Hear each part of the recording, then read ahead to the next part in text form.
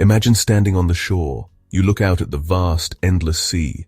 The horizon stretches forever, a thin blue line separating the water from the sky. For most of us, this is a beautiful view, a place for holidays and quiet thoughts. But for a special few, it is a challenge. It is a call to adventure.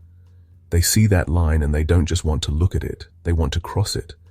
They want to travel from one continent to another, not with a powerful engine, but with their own strength.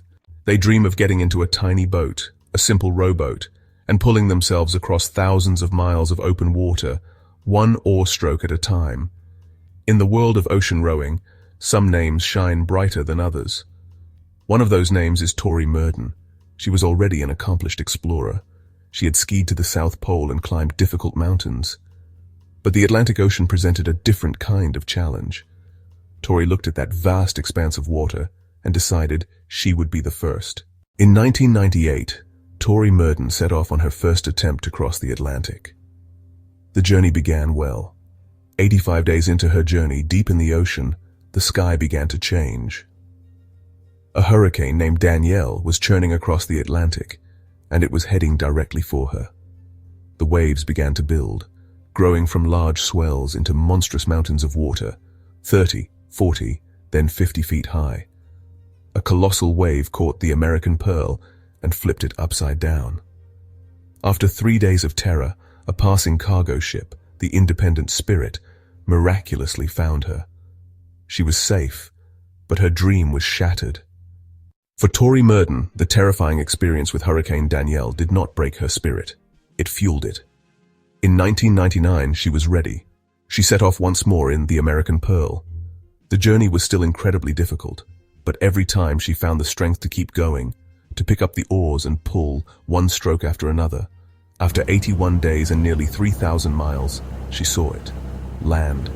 The island of Guadeloupe appeared on the horizon.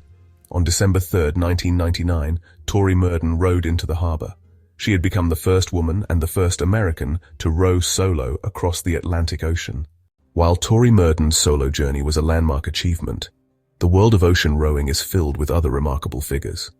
One of the most respected is Leven, a Scottish skipper known for his incredible endurance and leadership.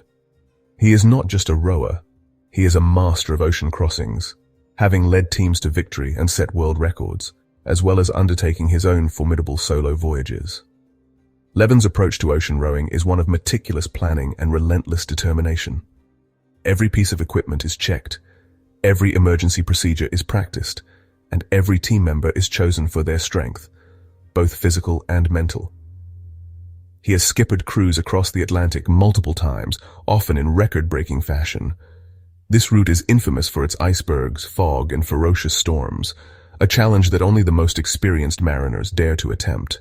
One of Leven's most famous achievements was skippering the boat La Mondiale in the 2007 Atlantic rowing race.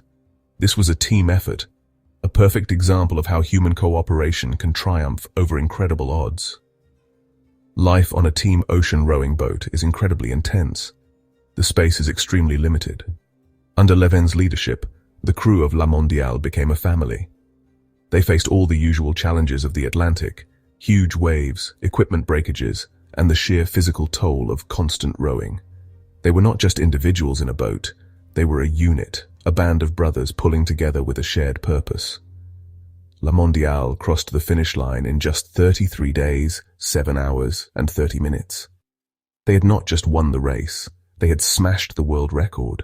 While Leven is a master of leading teams, he has also faced the ocean alone. The solo journey is a completely different kind of challenge. The solo rower is entirely self-reliant.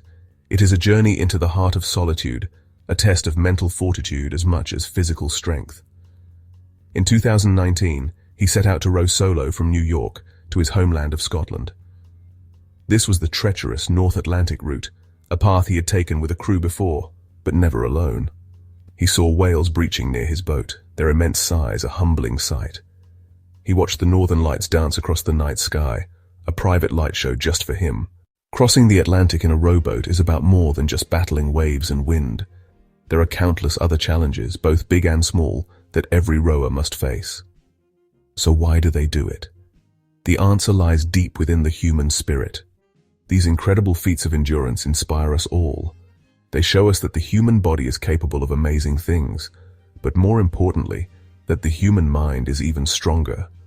When we see a tiny boat battling against the vast ocean, we are watching a story about all of humanity. It is a story of struggle, of survival, and ultimately, of the unbreakable spirit that allows us to face the great waves of life and keep rowing towards the distant shore.